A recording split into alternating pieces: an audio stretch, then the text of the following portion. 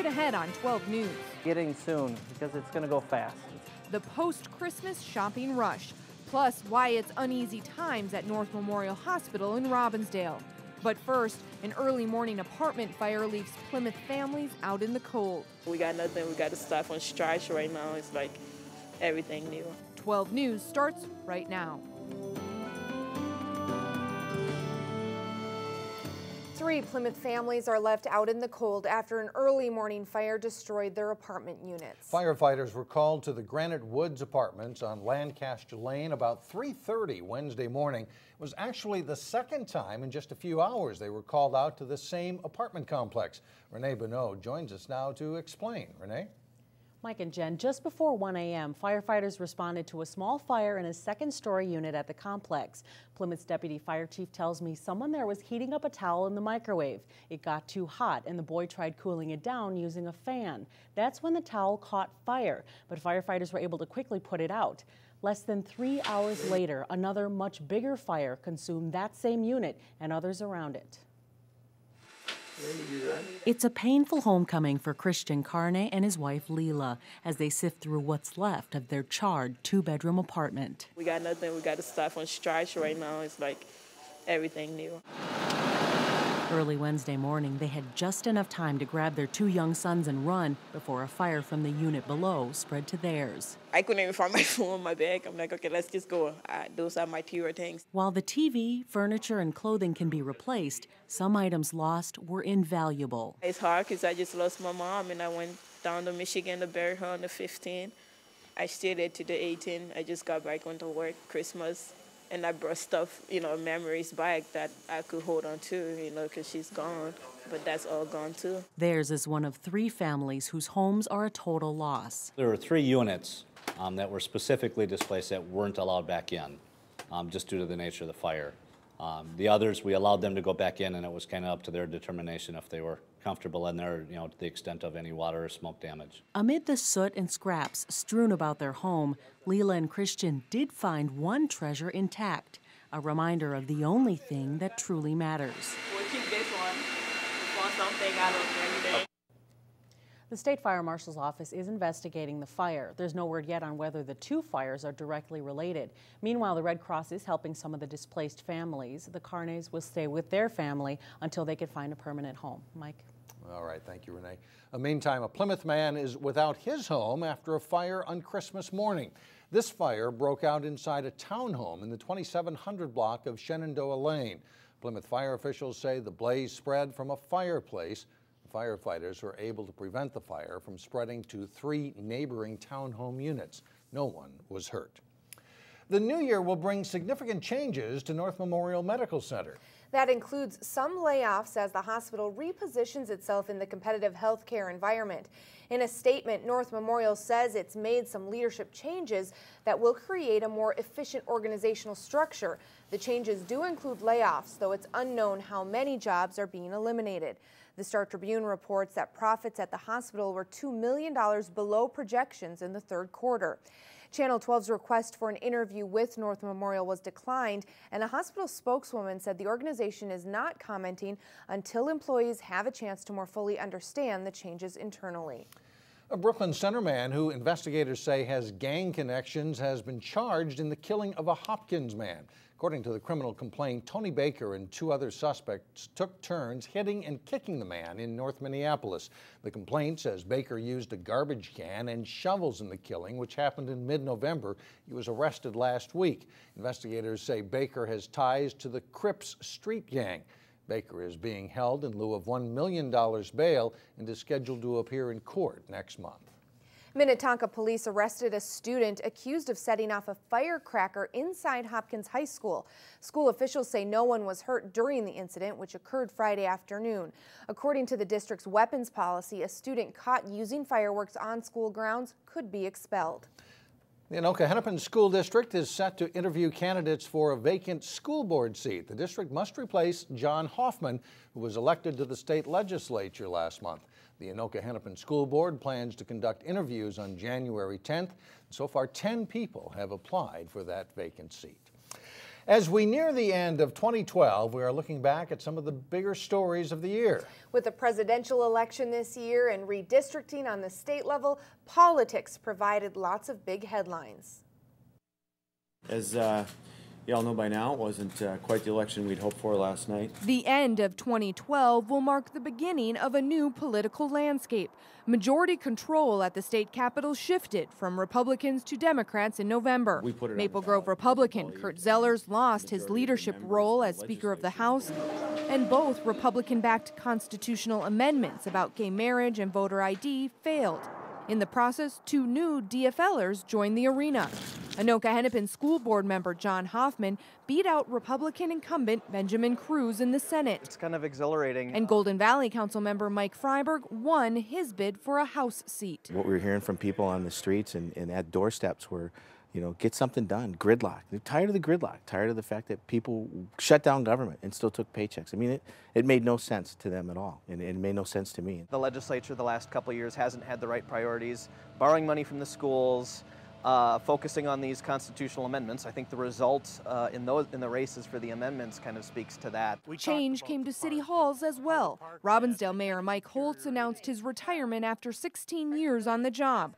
Planning Commissioner Regan Murphy prepares to fill his shoes. Well, certainly what I spoke with people on the campaign is, you know, safer neighborhoods, stronger neighborhoods, and also economic development. And I assure people that I would try to bring a new, a fresh and energetic approach to leadership on City Council. Leadership in Osseo will shift from one-term Mayor Al Lindquist to current council member Dwayne Poppy. Lies were told, and I was demonized. And an embittered campaign in Crystal resulted in firefighter Jim Adams unseating Renee Bowman, who was often at odds with the fire department during her tenure. One thing that did not change in 2012, hello, Golden Valley, our nation's leadership. Before his re-election, President Barack Obama became the first sitting president to visit Golden Valley. He spoke at Honeywell in June about a jobs program for veterans. I believe that no one who fights for this country should ever have to fight for a job when they come home. The shift in power at the state capitol will create some new opportunities in 2013 for 2 local DFLers. Longtime Senator Ann Ress becomes President Pro Tem of the Senate, and Chris Eaton of Brooklyn Center will be the caucus whip. Well, coming up, the top travel destinations of 2013, according to Plymouth-based travel leaders. And then later in sports, the Hopkins girls basketball team is set to host a high-powered tournament. But first, it's your AccuWeather forecast.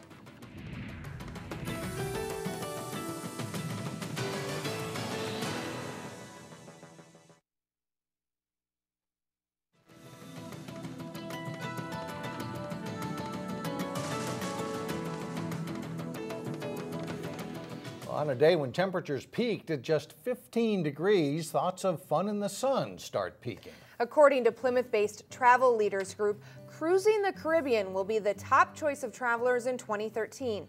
That's followed by Cancun, Mexico. Taking a cruise in Europe around the Mediterranean Sea is number 3. Number 4 is Rome, and London cracked the top 5. And interestingly, the top up-and-coming destination in Europe, according to travel leaders, is Croatia. So some places to put on your bucket list, right? Yeah, right, yeah. And all of it sounds fun. Some cool places to go. The long lines and holiday shopping crowds didn't end just before Christmas. Expect lines again as people return gifts and look for bargains. 12 News reporter Shannon Slatton explains why retailers are hoping for an extra boost to close out the retail year. Always just deals. Anything that's 50% off definitely catches my eye. For some families, hitting the after Christmas sales. I love everything that's Christmassy, so it all catches my eye. I could spend a lot of money if I were going to not have to get on a plane back. It's a tradition all its own. I definitely like to go shopping for myself after Christmas because you do all the shopping for everybody before Christmas, and then you get gift certificates and things like that. So then the best time to go shopping is after Christmas because you can get more bang for your buck, right? The traditionalists are finding deals, and the vacationers are too. We met for Christmas up here because it's halfway from our town. She's from South Dakota, I'm from Wisconsin. We're sisters, and We are going back tomorrow, so we thought we'd come out and do some after Christmas shopping. There's even a few people shopping just because they have to. So why'd you want to get up and come outside and go shopping today? I didn't. You didn't want to? So your mom kind of drug you along? Stores are hoping the post-holiday surge helps close out the year on a profitable note. Thank God that snow held out, because we just had one slow weekend, but other than that, it was really good. Novelty store Good Things and the shops at Arbor Lakes had an average holiday season. Christmas stuff is all 50 off. I'm pulling all my other things that didn't sell throughout the year. So it's nice to get that all cleared out so we can go into the new year fresh. Which is good because Tyler Conrad heads to market soon to pick out Christmas items for next year. All the novelty fun stuff that sells, so obviously this is a store for that. In Maple Grove, Shannon Slatton, 12 News. Overall, retail sales nationwide are coming in lower than expected. Analysts say bad weather, uncertainty about the economy, and even the school shooting in Connecticut influenced consumer spending. Coming up with a little thanks to Paul Simon, see how 2012 is sliding away in Robbinsdale. But first in sports, Breck's boys hockey team will face some tough challengers in this week's Schwann Cup tournament. John Jacobson has a preview when we come back.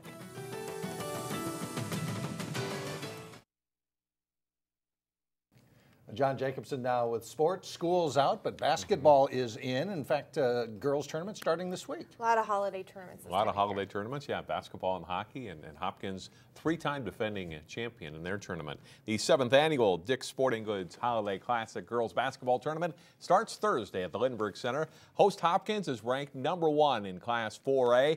Jason Malillo caught up with the Royals and has this report. Hopkins prides itself on putting together a competitive field for its holiday tournament. We always want to try to attract the best competition. We like to think it's one of the better tournaments out there. 3 of the 6 teams in this year's field are ranked in the top 10, and the Royals look forward to being tested. Gets us looking forward to seeing other people and seeing how tough people actually play us, because, it's just a really big challenge sometimes. As usual, Hopkins is dominating on the court this winter, but the Royals will enter the holiday tournament as a team in flux. 2 of their best players, T.T. Starks and Variah Livingston, have gone down with injuries. It's a bummer for the 2 girls who got injured because they're pretty devastating injuries. T.T.'s got a strained MCL and bruised on her bone, and Variah's got a torn ACL, meniscus, and a bone fracture. So she's done. Right now, the Royals are figuring out how the new pieces will fit together and who will fill in for Starks and Livingston. And that's a work in progress. It's hard. It's a hard transition, but we're trying the best we can to adjust and do what we can defensively and offensively, and just try the best that we can to adjust to that. But Hopkins is always a deep team, which makes replacing injured players a little easier. With 3 games in 3 days in a tournament setting, there will be plenty of opportunities for reserve players to step up. Jason Malillo, 12 Sports. Hopkins will play St. Paul Central on Thursday, Prior Lake on Friday, and Osseo on Saturday. The 2 other teams in the tournament are Eden Prairie and Minnetonka. Breck's boys hockey team hasn't played a lot of games yet, and it's been just over 2 weeks since their last game. As Jay Wilcox reports, the schedule gets a lot busier for the Mustangs this week. It's a chance to test themselves against some strong programs. The Breck boys hockey team is back in the Schwann Cup tournament starting tonight. And this time they're in the top, or gold division, against mostly much bigger schools. We're all excited about getting to play Duluth's first round. That's really exciting. Get to play at Ritter. Get to play with all the big teams in the state, so that'll be exciting for us. It'll be a good test for the team. The Mustangs are 4-1 heading into the tournament. It's a program loaded with hockey history, but there are a lot of new faces in the lineup from last year's 3rd-place team in Class A. Yeah, obviously we lost a lot of guys last year. Got a lot of new young guys coming in. Not a lot of guys with varsity experience. But I feel like we have a lot of good chemistry here. We play well together on the ice. I feel like we've been working well together so far this year. And the underclassmen that played as underclassmen, something magical happens and they step up. And then our young guys, we have 2 9th graders, a defenseman and a forward, and in just 2 weeks' time or 3 weeks' time, there's tremendous maturation. Last season's state Class A champ, St. Thomas Academy, has announced it will move up to Class AA starting next season. A similar move doesn't seem likely for Breck. I don't think so. I mean, you know, St. Thomas has between 600 and 700 boys in their school. We have 185 boys, 9 through 12. I mean, this year we had 27 skaters try out for varsity. So we just don't have the numbers to be a AA team year in, year out. I mean, last year we could have competed with anybody in either class, but now this year we've got 5 seniors and got a couple of freshmen on the team. They'll know more after this week whether this is another strong championship contender at Breck. Jay Wilcox, 12 Sports. In addition to Breck, 2 other local teams are part of the massive Schwann Cup. Champlin Park begins play today, Wednesday, in the boys' bronze division. Play there continues Thursday and Friday. And the North Metro girls are one of 8 teams in the white division. The Stars' first game faces off at 12:45 Thursday afternoon. Games in that division continue through Saturday at the Schwann Super Rink in Blaine. 12 Sports will be in New Hope Thursday to televise 2 girls hockey games from the annual All-Star Sports Holiday Classic hosted by the Armstrong-Cooper team. At 5 o'clock Thursday, we will air the Matamidi Champlin Park game. Then at approximately 7 o'clock, the Pinot Grace faces Armstrong-Cooper. Both of those games can be seen live here on Channel 12. Red Wing, Rogers, Woodbury, and Buffalo are the other 4 teams in the tournament. Let the weekend of fun begin. All right, it's going to be busy. Yes. Thank you, John. Still ahead, finally, Frozen in Robbinsdale. A perfect way to enjoy the holiday break when we come back.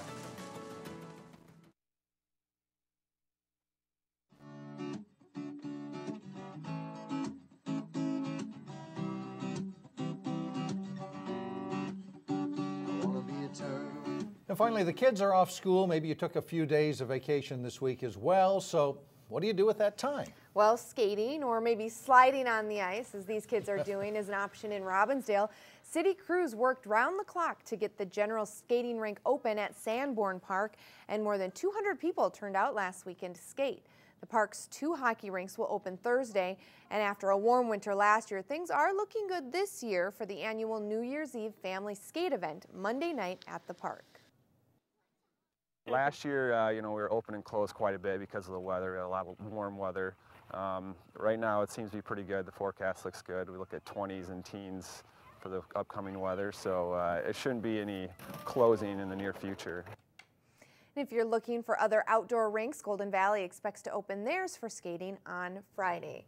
So that's always a big draw, I think, in Robbinsdale, the New Year's Eve skating party. So hopefully the weather cooperates. Kids were having fun out there. Yeah. Boot skating. Yeah. Who needs ice skates, right? Right. It looks like fun. It's something I'd like to get out and do again. I haven't done it in while. years. Yeah. That's right.